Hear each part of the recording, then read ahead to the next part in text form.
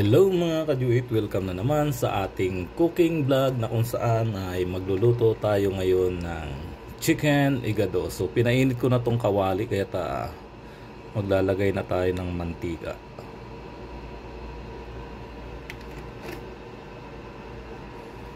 Atin lang gigisay ng bawang.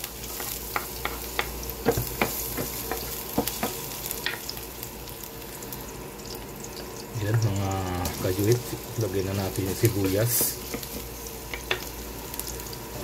Gigisahin lang ito mga kajuit hanggang sa maluto. So ang mga sangkap na ating gagamitin dito ay breast chicken, minarinate ko na yan mga kajuit. Siyempre kailangan din natin ng patatas at carrots, celery at green peas.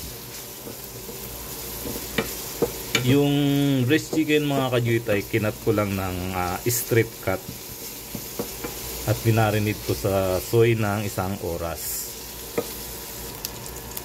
Ayan mga kajuit, pwede na natin ilagay itong binarinate natin na breast chicken. Ayan, hiniwa ko lang ito ng strip cut. Atin lang itong gigisahin. Maglalagay din ako ng pamintang durog mga kajuit. Yan, tatakpan lang natin hanggang 2 minuto para maluto yung karne ng manok. Ayan, after 2 minutes mga kajuit, pwede natin ilagay itong patatas at carrots. Ayan, sabay ko na rin itong celery. Ayan, maglagay tayo ng tubig, half cup.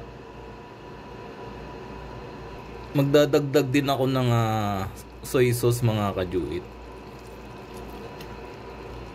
Ayan, saka lang natin lulutuin pa hanggang 5 minuto. So, takpan lang muna natin mga kajuit.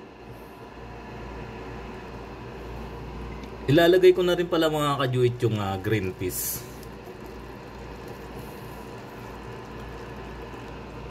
Ayan, napakayami nito mga kajuit. Saka lang tatakpan para tuluyang maluto. Ayan mga kajuit, after 5 minutes, ito na yung texture ng ating niluluto. So maglalagay lang din ako ng isang kutsarang cornstarch para lumapot yung ating sabaw. Saka lang natin imikos-mikos mga kajuit.